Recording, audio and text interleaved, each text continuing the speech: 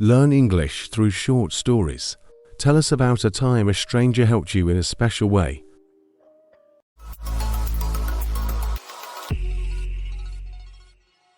Resume in the subway.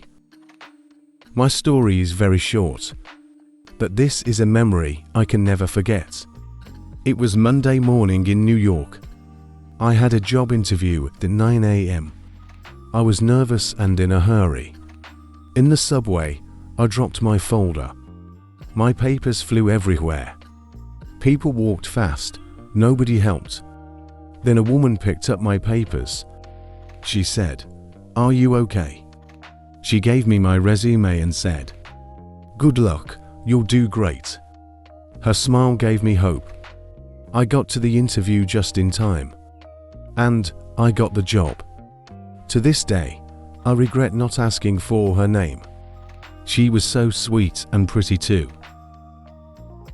A drawing for a dog. Last year, I lost my dog, Max. He was my best friend for 10 years. He was sweet, funny, and always next to me. When he died, I was very sad. 1 week later, I had to go to the vet. Not for a new pet, just to give back some medicine. At the vet's office, I sat on a chair. I felt very quiet and empty. A little girl was playing on the floor. She had a crayon and a piece of paper. She looked at me and smiled. Then she walked to me and said, "Here, this is for your dog." It was a drawing of a rainbow, a dog, and a big sun. I didn't know what to say. I didn't want to tell her that my dog was gone. I just looked at her and said, "Thank you, this is beautiful." Her mom smiled and said, "She loves animals." I looked at the picture again. It felt like Max was smiling at me from that rainbow. I took the drawing home and put it on my fridge. Every time I see it, I remember that little girl. She didn't know me. She didn't know Max. But her kindness helped me feel warm again. Music festival. Last summer, I went to a big music festival alone. I had been planning to go with my friends, but at the last minute, they couldn't come. I was excited, but also nervous because I didn't know anyone. I arrived early to get a good spot in front of the stage, but after a while, I felt lonely. There were so many people, but I didn't know who to talk to. Then, a girl patted on my shoulder and said, "Hey, are you here alone?" Her name was Lily. We started talking about the singers we liked.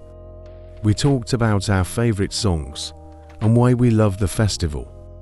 It was amazing how quickly we became friends. We shared food, laughed, and danced together. Lily even introduced me to her friends.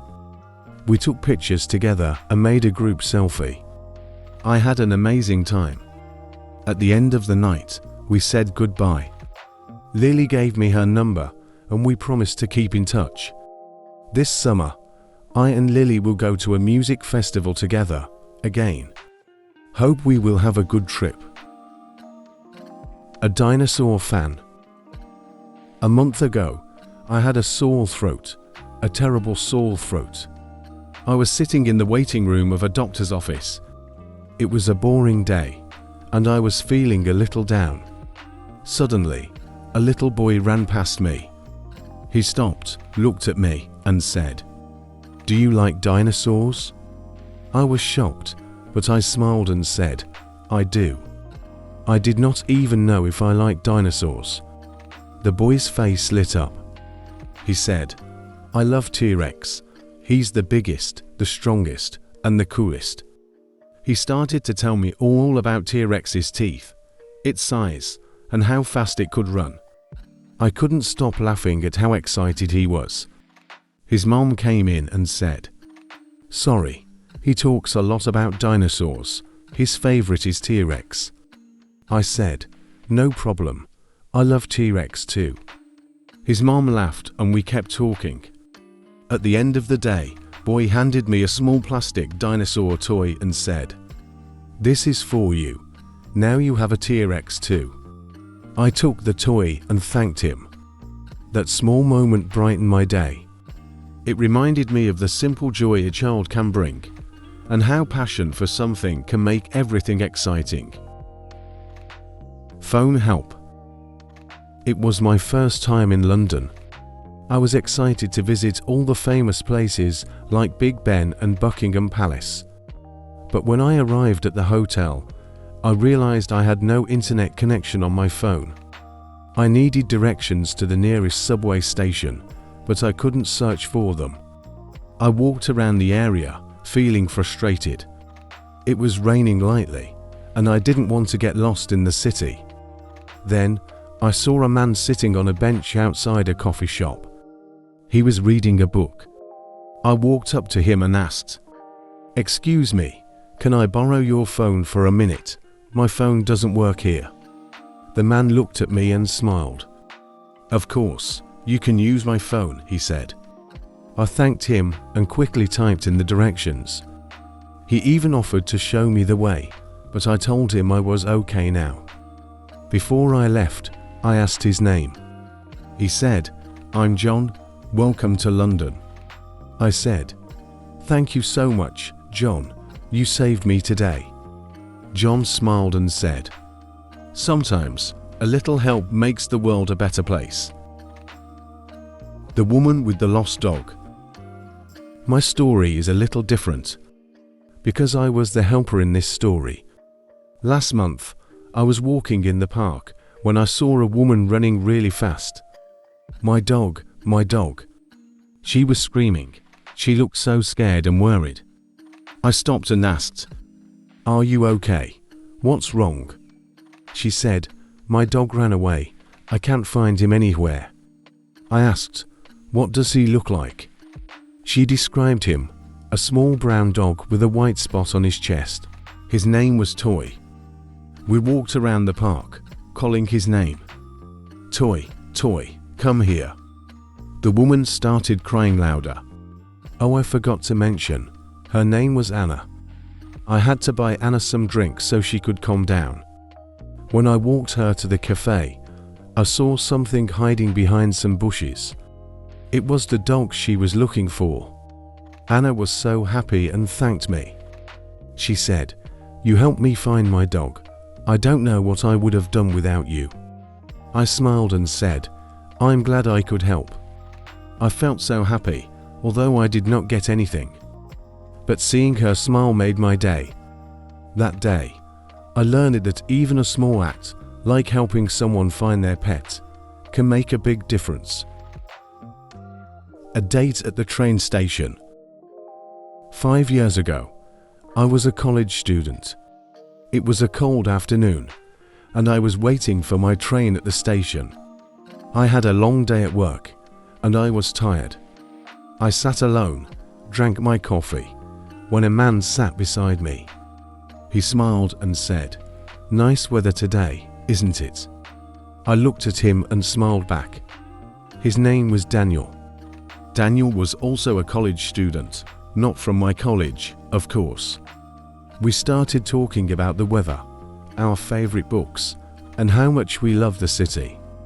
As we talked, the time seemed to fly by. Daniel was a really nice guy. I wish we can talk all day, I was thinking. Then I realized we both had missed our train. Daniel said, "It's okay, let's wait for the next one together." We ended up spending the next hour at the station. He bought me another coffee, and we kept talking. At the end of the night, we exchanged numbers. He said, "Maybe we can have coffee again, but not at the station." I smiled and said, "I would like that." We have been happily married since last year. That is my story, the best story I have ever had in my life. The flower on my doorstep. It was a cool morning in late spring. It was also a Sunday, so I stayed at home all day. I opened my door and saw a small bunch of flowers. There were no notes, just white daisies tied with a string. I looked around, but there was no one there. I wondered who had left them. My guess was that someone sent them to the wrong address. Later, I went to my favorite cafe, just down the street. As I waited for my coffee, I saw a man standing by the counter. He was tall, with messy brown hair, and wore a blue apron. He smiled and said, "I hope you like the flowers." I was surprised. "You left them?" I asked. He nodded and smiled. "I'm David. I see you walk by my cafe every morning. You always seem busy, so I thought I would do something nice." We talked for a while, and I learned that David owned the cafe. He said he noticed me coming in every day, but recently he thought I looked a little worried and sad. He was not wrong. At that time, I was having a hard time finding a new job, so I went to his cafe to do my resume. "The flowers," he said, were my way of saying, "I hope you can smile more." I felt warm inside. "Thank you, David. That was really kind." A week later, I found a new job. I could no longer visit his cafe every morning, but whenever I have time, I always stop by and buy a latte. I was happy that David had noticed me. The flowers had started something special between us. Thank you for watching. We hope you enjoyed those special stories and that they helped you practice your English. Do you have a memorable moment with a stranger? Don't forget to like, share, and subscribe for more interesting stories.